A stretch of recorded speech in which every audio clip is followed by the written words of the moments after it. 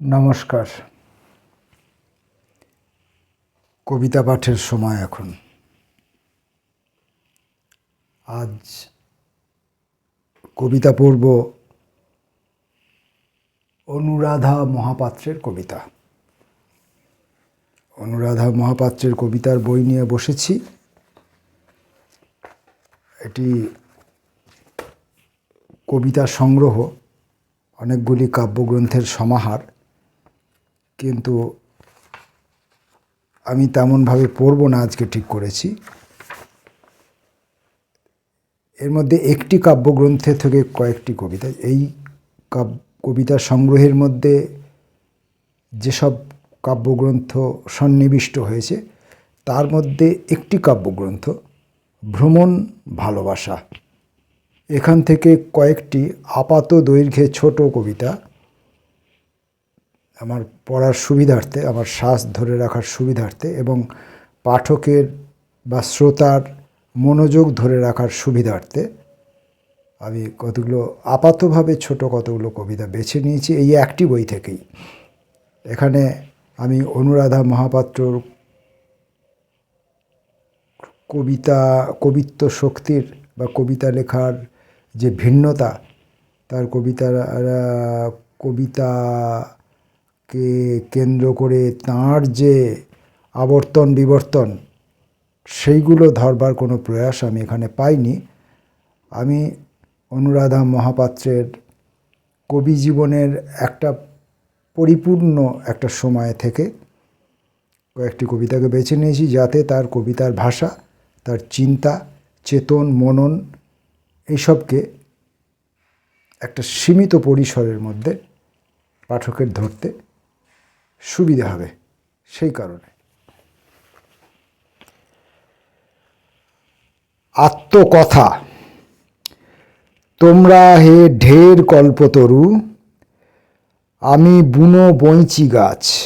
ঠাস বুননের সেই পুরনো সুতোর জেলে জাল আর বেদে বাঁশি নিয়ে বেরিয়ে পড়েছি। আত্মকথার সব ভাঙা ভাঙা মূর্তিরা জলে, বটের শিকড়ে।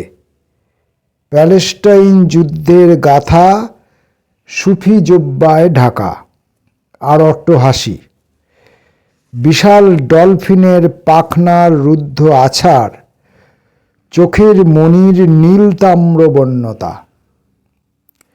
কাটা ফলে সেদিনের রৌদ্রে যারাই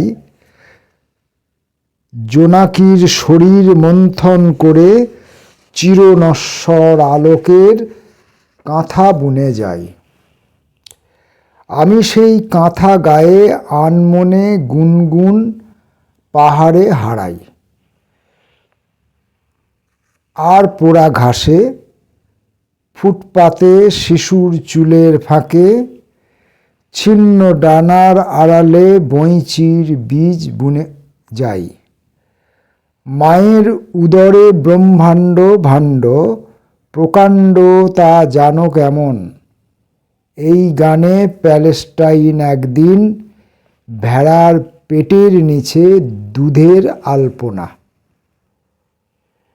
এখানে যে পড়লাম, কাটা ফলে সেদিনের রৌদ্রে জারাই, এই জারাইটা বানানটা বর্গীর জয়াকা রয়াকা হর্ষি। জারা, জার শীত অর্থে বোঝানো হয়েছে, ঠান্ডা লাগা, শীত লাগা।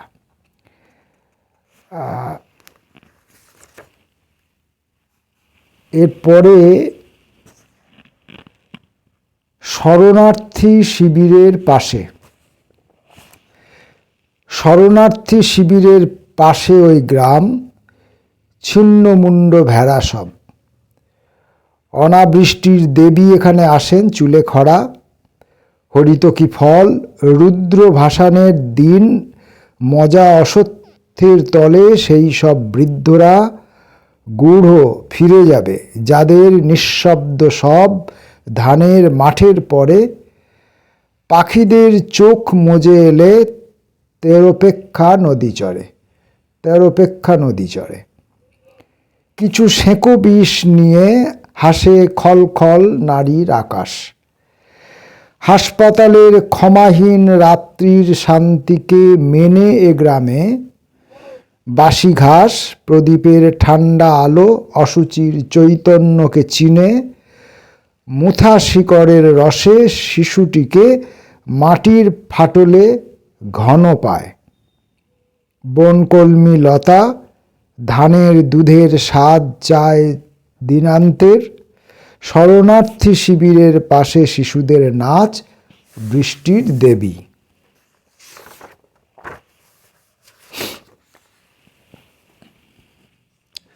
অসমাপ্ত কাল। বাল্যকাল চলে গেলে কাজলের পুড়ে আসা, মাথা ধোয়া রাত্রির সরা ঢাকা, কৃষ্ণাঙ্গী কোনো গলাকাটা হাঁস কালো চোখে খয়েরি কটাক্ষ তুলে চায়। বাতাসের মর্মর আর পুঁয়ের লতা, গাঢ় শান্ত ভালোবাসা হাঁসের হৃদয়। তখন পানি ঢেলে ডানাগুলি নেভাতে চেয়েছে। অপরাজিতার ছায়া ঢেকে রাখে সহস্র বছর। দৃষ্টি। অন্ধকারে পাখি হত্যার মতো কথা বলে যাও। যদি দৃষ্টি দাও ঘুঘুর চোখে, রাধাচূড়া ফুলে ভেসে যাব। তখন ঝড়ে আম কুড়োবার ধ্বনি বেনি ধরে টেনেছ তো? তখন ঝড়ে আম কুড়াবার ধ্বনি বেনি ধরে টেনেছ তো? উত্তর বসন্ত। এখানে কুসুম চাঁদ সম্ভবমা, এখানে কুসুম চাঁদ সম্ভবা, জলই জননী। এখানে কুসুম চাঁদ সম্ভবা, জলই জননী। ওই কুসুম নয় পূর্বরাস, অতিক্রান্ত অগ্নির রং। পিপুল পাতায় কূট, পাষাণ ভ্রমর অবিরল, গুনগুন পূর্ণার জল। ডোবা মন্দিরের আবছায়া নাচ, বিষাদ কোকিল, ধূসর কোমল মঞ্জরি ফিরেছে। হে ভ্রমর, জল তোমাকে অনাথ কিরাত বেশে পায়। আকাশের স্বল্প অন্তরাল মেনে চাঁদ উত্তর বসন্তের রাস খোলে। ডানা ছেঁড়া ভ্রমরই যেমন।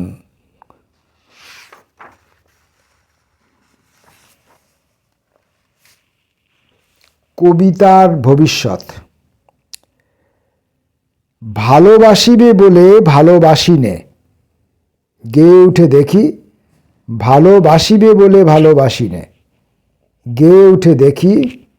হে নিধুবাবু, তোমার টপ্পার থেকে বহু দূরে কোনো এক গুপ্ত পথ দিয়ে ভুসুক পাদের মতো কোনো এক নির্জন উই হেঁটে যাচ্ছে আমার সামান্য কবিতা গাথার দিকে। হে নৈঃশব্দ, হে প্রিয়, হে তেঁতো অমৃত মদ, আমি শুধু প্রেমে গানে ডুবে যাই। আমার কবিতাগুলি একদিন উইয়ের ঢিবি হোক। বৃষ্টির দিনে মেঘ নারীদের গর্ভের মতো।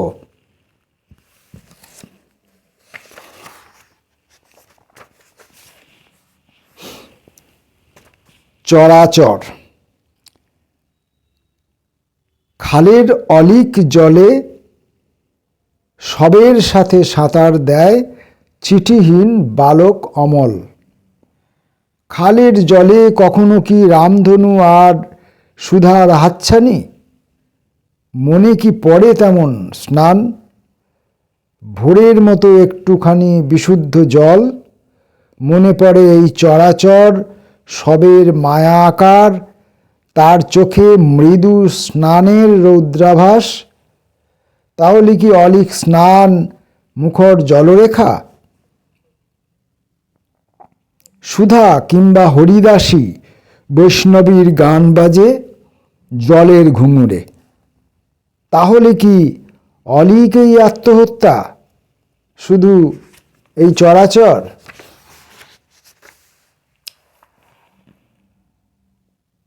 আবাদা স্টেশন। ঠান্ডা পানি ফলের মতো নিশাচরী, তার মুখ গর্জন তেলের। অতল পাখার আড়ালে ডাকে স্থলপদ্ম আর গঙ্গা ফড়িং।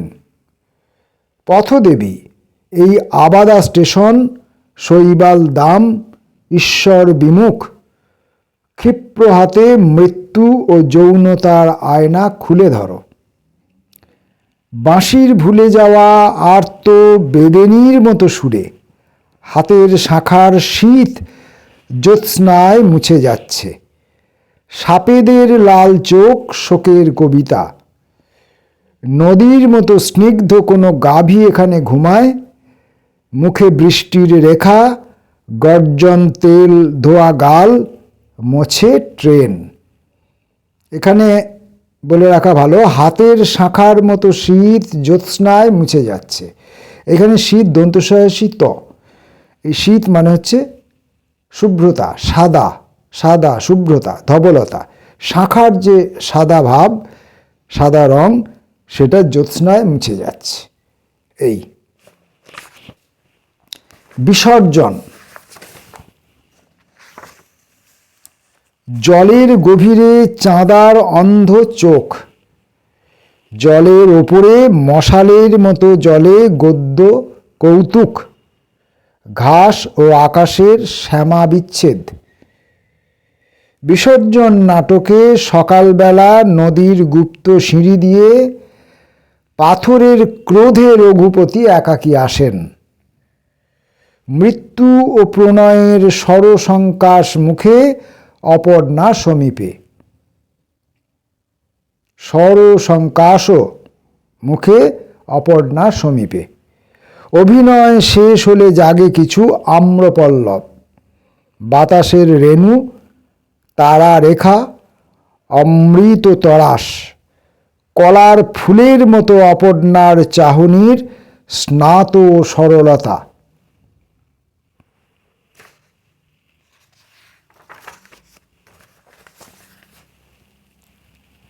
নারী। সারসীর ঠোঁট ও বাঘের গলার হাড়ে গোপন একটি তারা। মহাকাল জুড়ে তীব্র মস্করার মতো। পুরুষের গুপ্ত নখে ধরিত্রীর শ্যাম। শিশু ও ঘাসফুল সাধনার নয়, পুরুষ আকাশ নয়, কিন্তু নারী ঠোঁটে তুলে বাঘের গলার হার। সমগ্র আকাশ চোখে সররূহ। দূর দূর গভীর নির্জন নদীর ডানার বিস্তার। নগর বিদিশা। মাথায় অপরাজিতা ফুল, যার কাছে এলে অন্য সব ফুলের পাপড়ি খুলে যায়। মাথায় নৈরঞ্জনা, মাথা ধরে রাখে পায়েসের মেঠো ঘ্রাণে, রাডারের সূক্ষ্মতায়। বুদ্ধকে নিভৃত পশুর মাংস খাইয়ে দেবার পরে জনপদে প্রান্তরে প্রতি শৌখিন সঙ্গ ও শোকশীত ঘরে প্রদীপ জ্বালার মৃদু রহস্য কম্পন। বৃশ্চিক নক্ষত্র। অন্ধকারে এই বৃশ্চিক নক্ষত্র কোথায় নিয়ে যাবে? অনসূয়া পাগল হয়েছে নাটকের আশ্রয়ের খোঁজে। তারা চিহ্নে উল্কি পড়া শিশুদের কান্না শোনা যায়। তারা চিহ্নে উল্কি পড়া শিশুদের কান্না শোনা যায়। আলো থেকে, অন্ধকার থেকে আরো আলো, আরো অন্ধকারে তারা মুখোমুখি। বৃশ্চিক নক্ষত্রের মতো তারা অচেনাই রয়ে যায়। পুরী সমুদ্রে ঢেউ নাচ। যতবার কাছে যাও ততবারই প্রতিটি নতুন নৌকো হাসির উদ্ভাস। অন্ধকারে দীর্ঘ গাছ শুয়ে থাকে, আরো দীর্ঘ গাছের ওপর। অন্ধকারে দীর্ঘ গাছ শুয়ে থাকে আরো দীর্ঘ ঢেউয়ের ভেতর। নাচই প্রশ্ন আর নাচই উত্তর।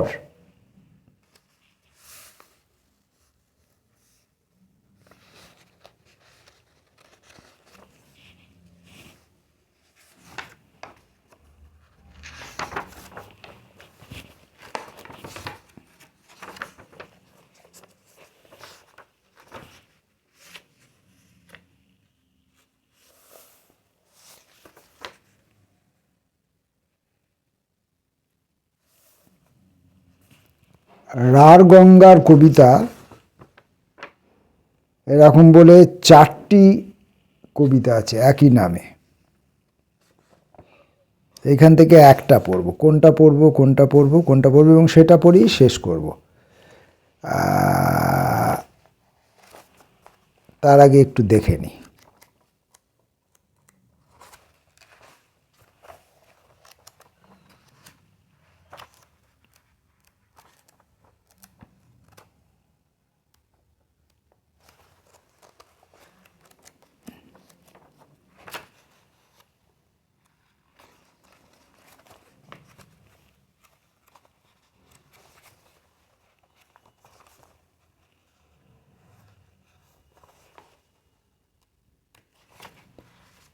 ভ্রমণ ও ভালোবাসা, এই বইটি থেকেই তো পড়ছিলাম। তো এই ভ্রমণ ও ভালোবাসার শেষ কবিতা রার গঙ্গার কবিতা 4, রার গঙ্গার কবিতা। তারপর ভ্রমণ ও ভালোবাসা প্রসঙ্গে 2-1টি কথা বলে এই কবিতা পাঠ শেষ করব। পুস্তিকাগুলি সব কীট, ধর্মশালা নিয়ে গেলে কম্পাসের বেগ জানে, যতই গভীর জল ততই পাখির পাকসাট, তবু প্রেম পৃথিবীর আর সব মৃত ফেনা প্রকাশ আছাড়।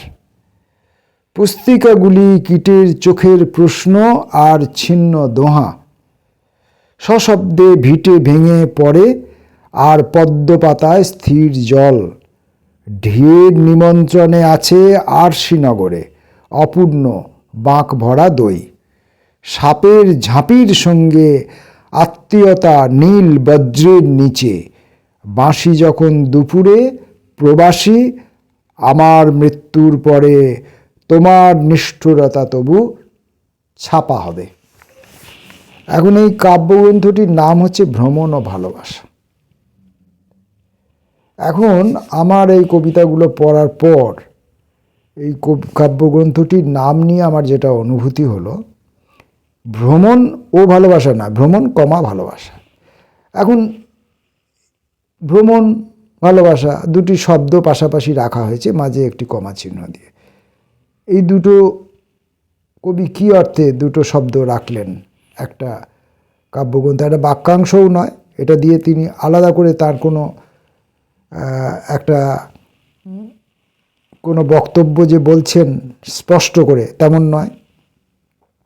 আর ভ্রমণ ও ভালোবাসা ও শব্দটিও নেই, ভ্রমণ মানে ভালোবাসা এমনও নেই, ভ্রমণ এবং ভালোবাসা এমনও নেই, আছে ভ্রমণ কমা ভালোবাসা। এখন আমার মনে হচ্ছে যে ভ্রমণ এবং ভালোবাসা দুটো শব্দই সমার্থক। ভ্রমণই ভালোবাসা, ভালোবাসাও এক প্রকারের ভ্রমণ। ভ্রমণ যাবতীয় যা কিছু সমস্ত কিছুর মধ্যে জীবনের যা কিছু, খোদ জীবনটাকে ধরতে পারেন এবং জীবনের অনুষঙ্গে যা কিছু, সমস্ত কিছুকেই যদি আমি ভ্রমণ করতে চাই, পুরো ব্যাপারটাকেই যদি আমি ভ্রমণ করতে চাই, সেটাকে যদি আমি পুরোটা দেখতে চাই, জানতে চাই, বুঝতে চাই, ছুঁতে চাই, স্পর্শ করতে চাই, গ্রহণ করতে চাই, তাহলে সেটা টোটালটাকে আমাকে ভ্রমণ করতে হবে, সেটার মধ্যে আমাকে ঘুরে বেড়াতে হবে। জীবনের সমস্ত সমস্যা হোক, আনন্দ হোক, হর্ষ হোক, প্রীতি হোক, ভালোবাসা হোক, ঘৃণা হোক, যন্ত্রণা হোক, যা কিছু, সুখ অসুখ, সমস্ত কিছু, এভরিথিং, সমস্ত কিছুকে যদি আমি ভালোবাসতে চাই, তাহলে সেইটির ভেতরে আমাকে টোটালি ভ্রমণ করতে হবে। তাহলে ভ্রমণ একটি ভালোবাসা। আবার ভালোও যদি বাঁচতে চাই, তাহলে ভালোবাসতে গেলেও আমাকে ভ্রমণ করতে হবে। ভ্রমণ না করলে আমি ভালোবাসতে পারবো না। অর্থাৎ ভালোবাসতে গেলে আমাকে ভ্রমণ করতে হবে, আর ভ্রমণ করতে গেলে আমাকে ভালোবাসতে হবে।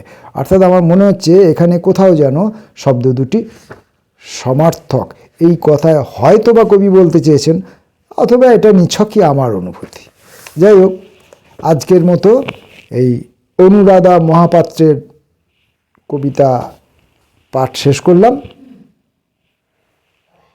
নমস্কার।